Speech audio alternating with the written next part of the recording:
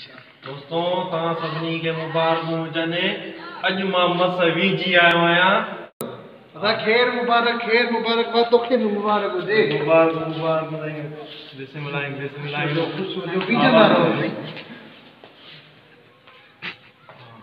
दोस्तों जीअं मां राति फेसबुक ते स्टेटस जीअं ई रखियो सुभाणे मां विझंदुमि सॼी सिंध मां मैसेज कारियूं अचणु शुरू थी वियूं त पोइ वरी उन हिसाब सां दोस्तनि प्रेस कॉन्फ्रेंस रखी आहे त वरी वधीक मिलूं था तव्हां प्रेस कॉन्फ्रेंस करे चऊं विक्ट्री असांजी विक्ट्री। सो दोस्तों ही प्रेस कॉन्फ्रेंस रखण जो मुंहिंजो मतिलबु इहो हुयो त मुंहिंजे ख़िलाफ़ दोस्तनि प्रोपेगेंडा हलाई वई त ॿ साल विझे नथो।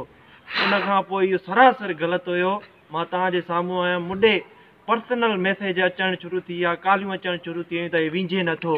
त पोइ मुंडे छा हुयो, जेके छोकिरियूं 8 खां 10 उहो उन्हनि मूंखे ब्लॉक करे छॾियो। सो दोस्तों तव्हां सभिनी खे प्रेस कॉन्फ्रेंस वारनि खे जेके बि सुवाल आहे तव्हां पुछी सघो था। साईं पोइ जॾहिं तव्हां सभ खां पहिरियां विझण वियो त पोइ जेको कुपो हुयो पाणीअ जो उहो तव्हां सभ खां पहिरियां छा ते विधो?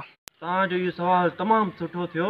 त छा हुयो, असांजी ज़िंदगी ऐं मौत जे विच में इहो मरहलो हुयो त असां पहिरियां पाड़ी किथां विझूं। त हाणे सभ खां पहिरियां पोइ मां छा कयुमि त झटि मां कुपा विझंदो हुयुमि। पोइ असां महिल सॼो असां ईअं विझी वियासीं। पोइ तमामु असां रिलैक्स फील कयोसीं। साईं तव्हां ॿीहर कॾहिं विझंदव? साईं असां हाणे ॿीहर विझंदासीं त असां जॾहिं असांजी ईद थींदी न दिवाली, उन ते असां 3 ॾींहं विझंदासीं। पर उन्हनि मां बि असां कोशिशि कंदासीं त असां विझूं, रोज़ु विझूं।